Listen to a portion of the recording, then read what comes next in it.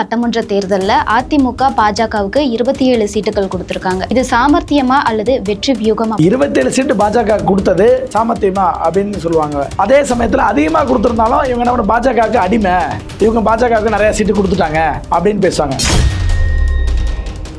அதிமுகவை குறை சொல்லணும்னா இதுல வேணாலும் சொல்லிக்கிட்டே இருக்கலாம். ஆனால் அதிமுக கொடுத்த அந்த சீட்டு என்பது 100 MP கூட இல்லாத காங்கிரஸ் கட்சிக்கு 28 சீட்டு. ஆனால் இந்தியாவை தொடர்ந்து 3 முறை தொடர்ந்து ஆளுகிற பாஜக 23 மாநிலத்தில் ஆளுங்கட்சியாக இருக்கிற பாஜகவிற்கு தமிழ்நாட்டில் 27 சீட்டுகளை கொடுத்திருக்கிறதுங்கிறது எந்த அளவுக்கு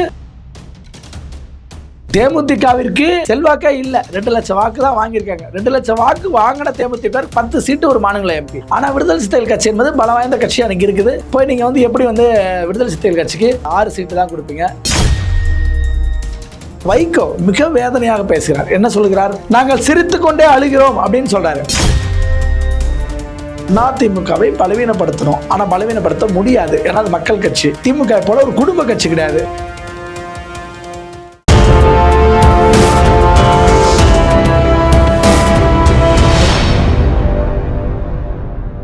யூ தமிழ் நேயர்களுக்கு வணக்கம். நான் தேவகி. இன்றைய நேர்காணல்ல பத்திரிகையாளர் ராஜா ஸ்டாலின் அவர்கள் இணைஞ்சிருக்காங்க. பேசலாம். வணக்கம் சார். வணக்கம் சார். 2026 சட்டமன்ற தேர்தலில் அதிமுக பாஜகவுக்கு 27 சீட்டுகள் கொடுத்துருக்காங்க. இது சாமர்த்தியமா அல்லது வெற்றி வியூகமா பாக்குறீங்களா? இப்ப அதிமுக கூட்டணியில 27 சீட்டு பாஜக கொடுத்தது சாமர்த்தியமா அப்படின்னு சொல்லுவாங்க. அதே சமயத்தில் அதிகமாக கொடுத்துருந்தாலும் இவங்க என்ன பாஜகவுக்கு அடிமை, இவங்க பாஜகவுக்கு நிறைய சீட்டு கொடுத்துட்டாங்க அப்படின்னு பேசுவாங்க. குறைச்சி கொடுத்தாலும் இங்கே விமர்சனம் பண்ணுவாங்க, அதிகமாக கொடுத்தாலும் விமர்சனம் பண்ணுவாங்க. அதுதான் திமுக உடைய வேலை. அது திமுக ஊடகங்களும் திமுக பத்திரிகைகளும் செய்கிற வேலை. ஆனால் இந்த 27 என்பது அவர்களுக்கு கரெக்டாக இருக்கும். என்ன சரியாக இருக்குன்னா, இப்போ பாஜக என்பது தமிழகத்தில் வளர்ந்து வந்துட்டு இருக்கிற ஒரு கட்சி.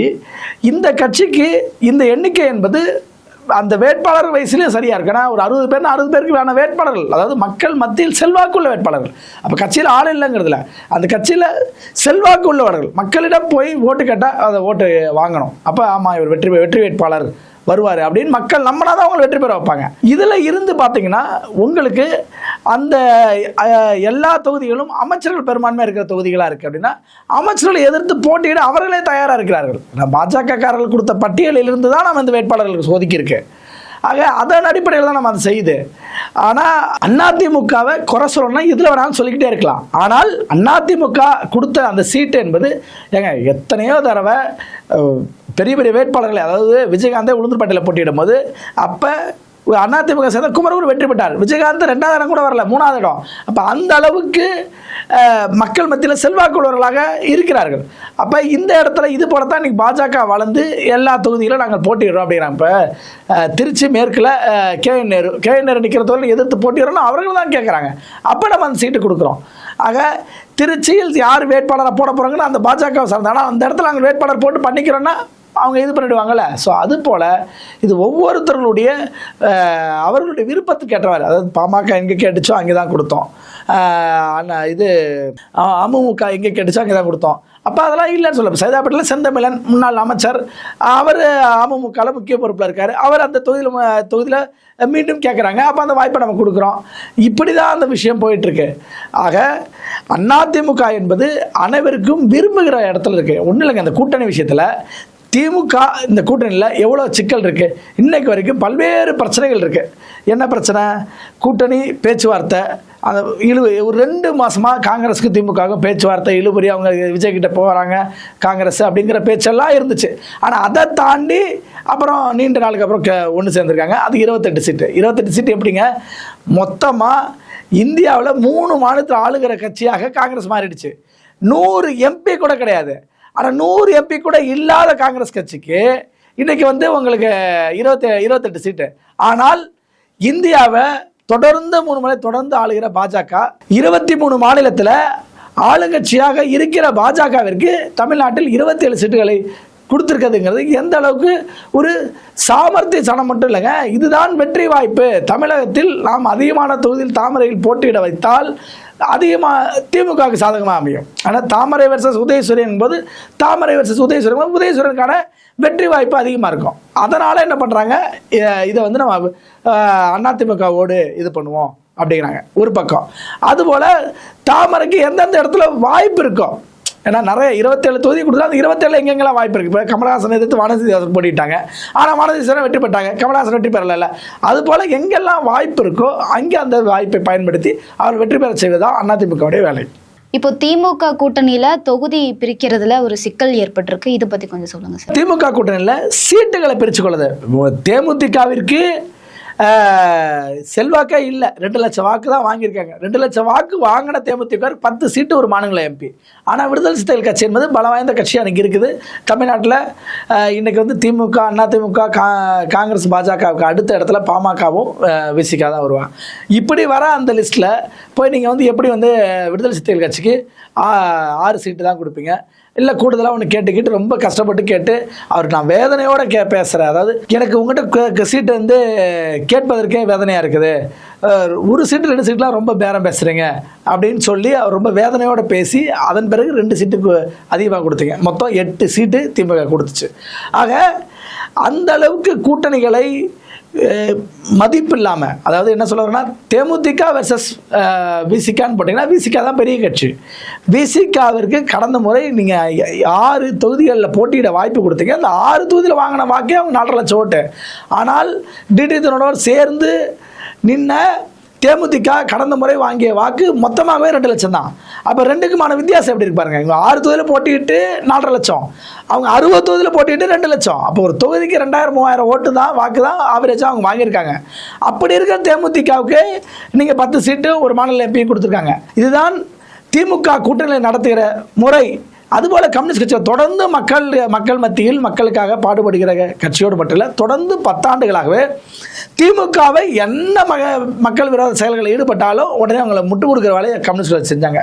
ஏன்னா ஹுண்டாயுடைய தொழிலாளர் போராட்டத்தில் அவர்கள் எப்படி நடந்து கொண்டார்கள் தெரியும். போராடுகிற தொடர்கள் பக்கத்தில் இருந்தாங்க, பேசுகிற ஆளுங்கட்சி பக்கமான திமுகவின் பக்கமும் நின்றாங்க. ஆக இதுதான் கம்யூனிஸ்ட்கள் நிலை. ஆனால் அப்படிப்பட்ட கம்யூனிஸ்ட்களுக்கு 5 கட்ட பேச்சுவார்த்தை நடத்தி கடைசியில் நீங்கள் கொடுத்த சீட் என்னவோ வெறும் 5 தான். கம்யூனிஸ்ட் கட்சிக்கு 5, சிபிஐஎம்முக்கு 5 இதுதான். ஆக இப்படி தான் கூட்டணி உள்ள. அதுபோல் வைகோ மிக வேதனையாக பேசுகிறார். என்ன சொல்கிறார், நாங்கள் சிரித்து கொண்டே அழுகிறோம் அப்படின்னு சொல்கிறாரு. ஏன்னா எங்களுக்கு கொடுத்துருக்க சீட்டும் சரி, சின்னமும் சரி, சின்னமும் எங்களுடைய உதயசூரியன் சின்னத்தில் நில்லுங்க அப்படின்னு அவங்க சொல்கிறாங்க. அப்போ இதை அடிப்படையாக வச்சு வைகோ சொல்கிறார், நாங்கள் சிரித்து கொண்டே அழுகிறோம் அப்படிங்கிறாரு. அப்போ என்னன்னா இந்த அளவிற்கு கூட்டணிகளை மோசமாக நடத்துகிறது. இப்படி ஒரே ஒரு பேச்சாவது, ஒரே ஒரு கூட்டணி தலைவர்களாவது அதிமுக கூட்டணியில் அப்படி பேசுனாங்களா? ஐஜேகே பேசுச்சா? ஐஜேகே 2 தொகுதி கொடுத்துரு, மகிழ்ச்சியாக சந்தோஷமாக இது. அதுபோல் தமிழ் மாநில காங்கிரஸ் கட்சி 5 தொகுதி மகிழ்ச்சியாக இருக்காங்க. அந்த சீட்டு பிரிச்சுக்கிட்டது பாருங்கள், எல்லாமே மொத்தமாக அணியாக உட்காந்து பத்திரிகையாளர்கள் சந்திக்கிறாங்க. அதில் அனைத்து தலைவர்களும் ஜான் பாண்டியன் உட்பட, புரட்சி பாரத கட்சி தலைவர் பூவே ஜெகன்மூர்த்தியார் உட்பட, அனைவர் பாரிவேந்தர் உட்பட அனைவரும் இருக்கிறாங்க. ஆக இது எப்படி இருக்குது? இங்கே திமுக வந்தால், தேமுதிக வந்தால் அது மதிமுக இருக்காது, மதிமுக வந்தால் விடுதலை சிறுத்தைகள், இப்படி தான் மாற்றி இருக்கிறது. காங்கிரஸ் கட்சி வந்தால் கம்யூனிஸ்ட் கட்சி வராது. இப்படி கூட்டணிக்குள்ளே ஒரு ஜெல்லே இல்லாமல், ஆனால் நாங்கள் கூட்டணிக்குள்ளே தான் 10 ஆண்டுகளாக இருக்கிறோம், எங்களுக்கு கொள்கை எதிரி. அதாவது உங்களுக்கு என்னென்னா உங்களுக்குள்ள தோழமை இல்லை, நீங்கள் பொது எதிரியாக பாஜகவை காட்டுறீங்க. பாஜக எங்கள் எதிரி காங்கிரஸுக்கு, பாஜக எங்கள் எதிரி கம்யூனிஸ்ட்டுக்கு, அதனால் நாங்கள் திமுக கூட இருக்கிறோம் அப்படிங்கிற நிலைப்பாடு இருக்கிறதுனால தான் உங்களுக்கு இந்த நெருடலை, இந்த குழப்பமே அல்லது இந்த அவமரியாதைன்னு கூட சொல்லலாம். ஏன்னா 5 சீட்டு, அதாவது 10 சீட்டு அதிமுக கூட்டணியில் வாங்கிட்டு இருந்த கம்யூனிஸ்ட் கட்சியில் நீங்கள் 5 சீட்டுக்கு 5 கட்ட பேச்சுவார்த்தை நடத்த வேண்டியது இருக்குது. அப்போ இது எந்த இடத்துல இருக்குன்னு தெரியுதா? அப்போ இதை வச்சு தான் சொல்கிறேன், கம்யூனிஸ்ட் கட்சிகள் தரம் தாழ்ந்து விட்டார்கள். ஏன்னா பாஜகவை தோற்கடிப்பது தான் எங்களுடைய நோக்கம் அப்படின்னா நீங்கள் வெற்றி பெறுவது நோக்கம் இல்லைன்னு தெரிஞ்சு போச்சு. ஆனால் இங்கே அதிமுக அணி அப்படி கிடையாது. அதிமுக அணி வெற்றி பெறுவதுதான் நோக்கம். அதுதான் பாஜகவுக்கு. அதனால தான் 27 சீட்டு, பாமகக்கு அதனால தான் 18 சீட்டு. ஓகே, நாங்கள் கடந்த முறையை விட நாங்கள் குறைவாக வாங்கிக்கிறோம். இன்றைக்கி இருக்க அரசியல் சூழல் அப்படி இருக்குது. அப்போ பாட்டாளி மக்கள் கட்சி தான் 18 சீட்டு, இன்றைக்கி இருக்க அரசியல் சூழல் அப்படி இருக்குது அப்படின்னு அவர்கள் ஒத்துக்கிறாங்க. அதே அமமுகவும் நாங்கள் 11 சீட்டு அப்படின்னு எல்லாருமே மகிழ்ச்சியோடு ஏற்றுக்கொள்கிறார்கள். அதையுமே பொறுத்துக்காமல் இவங்க வந்து டெல்லியில் பேசியெல்லாம் முடிவு பண்ணிட்டாங்க. எங்கே பேசுகிறாங்க, எப்போ பேசுகிறாங்கன்னு முடிவு அறிவிக்கும் போது அதிமுக தலைமை அலுவலகத்தில் அனைத்து தலைவர்களும் வந்து தேசிய கட்சியான பாஜகவுடைய பொறுப்பாளர் பியூஷ் கோயல் உட்பட அனைவரும் வந்து தான் அதை அறிவிக்கிறாங்க. அந்த அளவுக்கு ஒரு ஆளுமை உள்ள தலைவராக எடப்பாடியார் இருக்காரு. அப்போ அதை மீறி ஏன் விமர்சனம் பண்ணுறீங்க? ஏன்னா அதிமுகவை பலவீனப்படுத்தணும், ஆனால் பலவீனப்படுத்த முடியாது. ஏன்னா அது மக்கள் கட்சி. திமுக போல ஒரு குடும்ப கட்சி கிடையாது, அது மக்கள் கட்சி. எம்ஜிஆர் இருந்தார், அதுக்கப்புறம் பிரசிடண்ட் அம்மா இருந்தாங்க, அதுக்கப்புறம் எடப்பாடி வந்திருக்காரு. 3 பேர் எந்த ரத்த சொந்தமும் கிடையாது. ஆக அந்த அளவிற்கு ஒரு மக்களிடமிருந்து தலைவர்கள் வருகிறார்கள். அது போலத்தான் இந்த கட்சி அதிமுக கட்சி மக்கள் கட்சினால இது மாபெரும் வெற்றி அடையும். அதனால அந்த தாக்க முடியாது. அதனால பாஜகவை மதவாத சக்தின்னு பேசுவோம். பாஜக மதவாத சக்தியோடு அதிமுக இருப்பதால தோற்கடிக்கணும் அப்படின்னு பேசுவோம். அவ்வளவுதான். ஏன்னா அதிமுக எந்த திட்டங்களும் எதிர்த்து பேச முடியாது. ஏன்னா அதிமுகவுடைய ஒவ்வொரு தேர்தல் வாக்குறுதிகளும் அது போல முதல் தேர்தல் அறிக்கை முதல்ல 5 வெளியிட்டாங்களே, அதில் தலித் மக்களுக்கு வீடு கட்டி தருவோம். அதாவது வீடு கட்டி தரதா எல்லா திட்ட காலங்கள்லேயும் அம்மா இல்லம் கட்டி வந்தோம், கலைஞர் வீடு கட்டி தந்தோம், அதெல்லாம் இருக்குது. அதை தாண்டி இப்போ எடப்பாடியார் என்ன ஒரு மைல்கல்லாக ஒன்று புதுசாக சொல்லியிருக்காருன்னா, இந்த குடியிருப்புகள் ஆல்ரெடி இருக்கிறவங்களாவே இருந்தாலும் அங்கே தலித் மக்கள் திருமணம் பண்ணிக்கிட்டாருன்னா அந்த புதுமண தம்பதிகளுக்கு வீடு கட்டி தருவோம். அவர்களுக்கு இடம் இல்லைன்னா அரசே இடம் வாங்கி வீடு கட்டி தருவாங்கிறாரு. அதாவது இப்போ கலைஞர் வீடு கட்டும் திட்டத்தில் ஒரு பயன் நினைச்சிருக்காரு ஒரு பயனாளி. அந்த பயனாளியுடைய மகன் வந்து திருமணம் பண்ணிக்கிறார், மகள் திருமணம் பண்ணிக்கிறாங்கன்னா அந்த புதுமண தம்பதிகளுக்கு நான் வீடு கட்டி தருவோங்கிறாங்க. அப்போ இது எப்படி இருக்கு பாருங்க. ஏன் வீடு கட்டி தருவோம்னா அந்த மக்கள் ஒரு 100 அடி 200 அடிக்குள்ளான வீடு. அது எப்படி அரசாங்க குரூப் ஹவுஸ் எப்படி இருந்துச்சு? ஒரு சமையலறை, ஒரு படுக்கறை, அதோட சரி. அதாவது ஒரு ஆள் தான், படுக்கறைங்கிறது ஒரு ஆள், அவ்வளோதான், அதோட சரி. இந்த இடத்துல திருமணமான தம்பதியர்களுக்கு ஒரு இல்வாழ்க்கைக்கு தேவையான இடம் போதுமானதாக இருக்காதுங்கிற பட்சத்தில் அந்த வீடு கட்டி தரும் திட்டத்தை அறிவிச்சிருக்காரு. அப்போ இந்த திட்டங்களை எல்லாம் பார்த்து பயப்படுறார்கள். ஐயோ நம்ம தான் தலித் வாக்குகள் வரும்னு பார்த்தா கடைசியில் இந்த மாதிரி எடப்பாடியார் அப்படி சொல்கிறாரு அப்படின்னு ஒரு அச்சம். அதுபோல் வன்னியருக்கு 10.5% இடஒதுக்கீடு கொடுத்ததாலும் அந்த இடஒதுக்கீடை பாட்டாளி கட்சி மீண்டும் இந்த கூட்டணியிலே வந்திருக்கனால அது வன்னியர்கள் வாக்கும் அங்கே செல்லுங்கனால இந்த அச்சம் எல்லாமே காரணமாக அவர்கள் பயப்படுகிறார்கள். அந்த பயம்தான் 2 லட்சம் வாக்கு இருக்கக்கூடிய தேமுதிக கூட கூட்டு 10 சீட்டு கொடுக்குற இடத்துக்கு கொண்டு போய் நிறுத்தியிருக்கு. அடுத்தது பார்த்தீங்கன்னா ஒவ்வொரு தேர்தல் அறிக்கையும் குடும்ப அட்டைக்கு 10,000 அப்படின்னா அப்போ எடப்பாடியார் இவர்கள் போல சொல்லுவதை செய்கிறவர்கள். அதோடு மட்டும் தான் அண்ணா கட்சி அப்படி தான். லேப்டாப் முதல்ல கொடுத்தாங்களே 2011, அந்த 2011 யாராவது இளைஞர்களுக்கு அப்போல்லாம் மொபைல் ஃபோனே வீட்டில் இருக்க ஸ்மார்ட் ஃபோனு, அந்த காலத்தில் லேப்டாப் கொடுத்தாங்க. அப்போ அந்த இளைஞர்களுக்கு என்ன வயதுன்னா அவர்கள் தேர்தலில் வாக்களிக்கிற வயது கூட கிடையாது. அவங்க அப்போ 11வது 12வது படித்த மாணவர்களுக்கு கொடுத்தாங்க. அப்போ இது தேர்தலுக்காக மட்டும் கொடுக்கல, இது வாழ்வாதாரம் முன்னேறதுக்காக கொடுத்தாங்க. அதிமுக திட்டம் ஒவ்வொன்றுமே அப்படி தான். மகளிருக்கு பாலூட்டும் அறை, அதாவது எந்த பொது இடத்துக்கு போனாலும் ஒரு வங்கியாக இருக்கட்டும், ஒரு பேருந்து நிலையமாக இருக்கட்டும், ரயில் நிலையமாக இருக்கட்டும், விமான நிலையமாக இருக்கட்டும், மருத்துவமனையாக இருக்கட்டும், எல்லா இடத்தையும் தாய்மார்களுக்கு பாலூட்டத்துக்கு ஒரு அறை, அதை ஒரு தாயுள்ளத்தோடு சிந்திச்சு சில அம்மார்கள் கொடுத்தாங்க. மகளிருக்கென்ற காவல் நிலையம் சில அம்மா அவர்கள் கொடுத்தது. தொட்டில் குழந்தை திட்டம், என்ன குழந்தைகள் அனாதை ஆவதை தடுப்பதற்காக அரசாங்கமே ஏற்று நடத்திய திட்டம். அம்மா உணவகம், இப்படி ஒவ்வொரு திட்டங்களும் மக்களிடையே பயனடைந்த திட்டம். அப்படிதான் 7.5% இடஒதுக்கீடு அரசு பள்ளியில் படித்த மாணவர்களுக்கு மருத்துவக் கல்லூரியில் 7.5% இடஒதுக்கீடு என்பது கொடுத்தார். அந்த 7.5% இடஒதுக்கீடை அதிமுக ஆட்சி அமைந்தால் அது 10% உயர்த்தி தருகிறேன் என்றார். இப்படி ஒவ்வொரு திட்டமுமே அதிமுக திட்டம் கொண்டு வந்திருக்கு. அந்த திட்டத்தில் மக்கள் பயனடைச்சிருக்காங்க.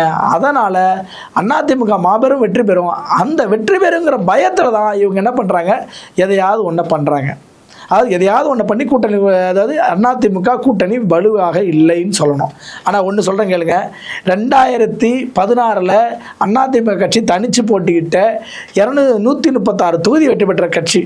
ஆனால் தமிழக வரலாற்றில் திமுக ஒரு முறை கூட அதிமுக ஒரு கட்சி வந்ததுக்கப்புறம் மீண்டும் மறுமுறை ஆட்சியை பிடிச்சதில்ல.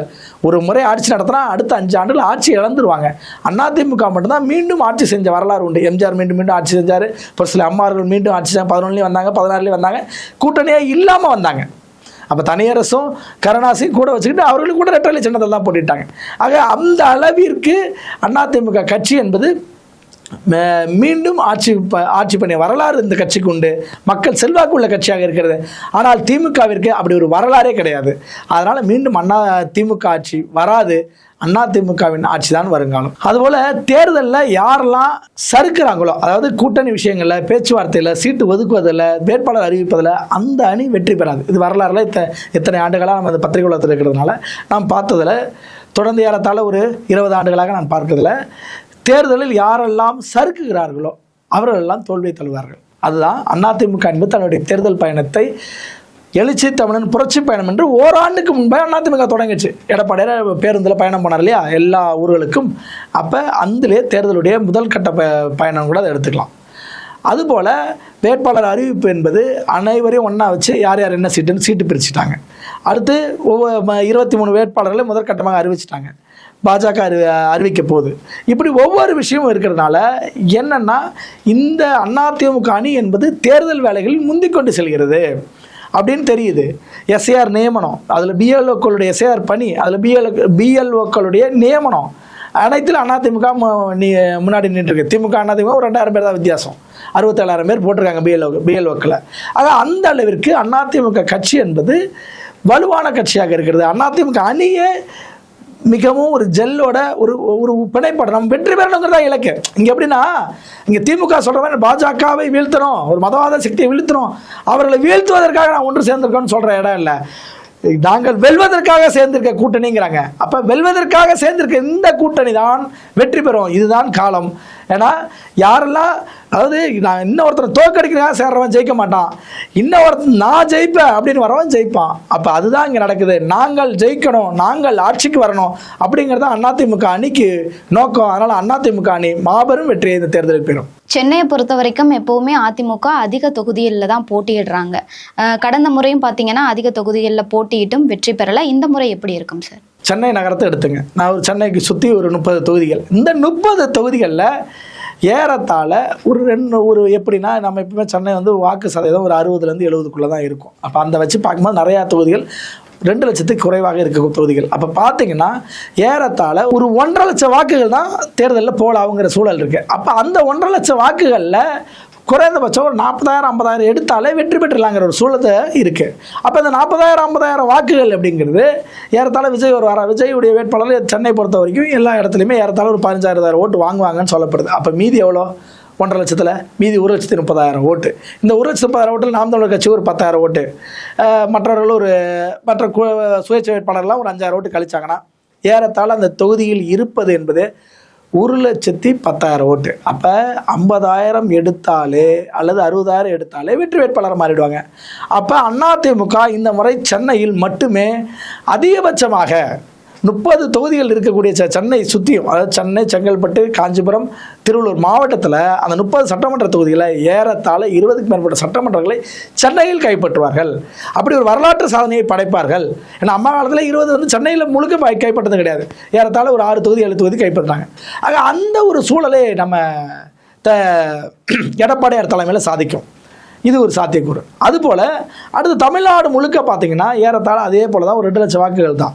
அந்த 2 லட்சம் வாக்குகள் எல்லாம் போலாகும். அந்த 2 லட்சம் வாக்குகளில் பார்த்தீங்கன்னா ஒரு 41%, அதாவது ஏறத்தாழ ஒரு 80,000 வாக்குகள், 70,000 80,000 வாக்குகள் எடுத்தால் வெற்றி பெற்றுவாங்க. அப்போ அந்த 70,000 to 80,000 ஓட்டில் சென்னை போலவே விஜய் வாங்குற வாக்கு, நாம் தமிழர் கட்சி வாங்குற வாக்கு, இன்னும் மற்ற சுயேட்சைகள் வாங்குற வாக்குன்னு நீங்கள் கழிச்சிங்கன்னா ஏறத்தாழ அங்கேயே ஒரு 1.5 லட்சம் தான் வந்து நிற்கும். அந்த 1.5 லட்சத்தில் ஒரு 70,000 வாக்குகள் 80,000 வாக்குகள் எடுத்தால் கட்டாயம் வெற்றி வேட்பாளர் வேணும். அப்போ அதிமுக தன்னுடைய பேஸ் ஓட்டு 30%. இன்றைக்கி பாஜக வளர்ந்துருக்கிறால அதோட பேஸ் ஓட்டு குறைந்தபட்சம் ஒரு 8% போட்டுங்க. பாமக வட தமிழ்நாட்டில் ஒரு 8%. ஸோ இந்த 8, 8, 16 அதிமுக 30, 46% வந்து போச்சு. ஆக ஆல்ரெடி 90,000 ஓட்டை தாண்டுது. இன்னும் ஐஜேகே கட்சியுடைய வாக்கு இருக்குது, ஜான் பாண்டியன் புரட்சி பாரத கட்சியுடைய வாக்கு இருக்குது. எல்லாத்துலையும் ஒரு தொகுதிக்கு ஒரு 500,000 ஓட்டு போடுங்களேன். கட்டாயம் அதிமுக அணி வெற்றி பெறுவதற்கான மிகப்பெரிய சாத்தியக்கூறுகள் உண்டு என்று புள்ளி விவரத்தோடு இந்த விவரங்கள் இருக்குது. இந்த லாஜிக்கில் அவங்க ஜெயிப்பாங்க அப்படின்னு நம்ம சொல்கிறோம். ஏன்னா நம்ம ஒரு விஷயத்தை ஜெயிப்போம்னு சொல்கிறது மட்டும் இல்லை, இது ஏன் ஜெயிப்போம், எப்படி ஜெயிப்போம், எதன் அடிப்படையில் ஜெயிப்போம் அப்படிங்கிறதா. அப்போ இந்த புள்ளி விவரங்கள்லாம் காட்டுவது என்னன்னா மீண்டும் அதிமுக ஆட்சி வலுவாக அமையும் என்பதை தான் காட்டுகிறது. தேர்தல் சம்பந்தமான நிறைய கேள்விகளுக்கு பதிலளிச்சிருக்கீங்க. நன்றி சார். நன்றி.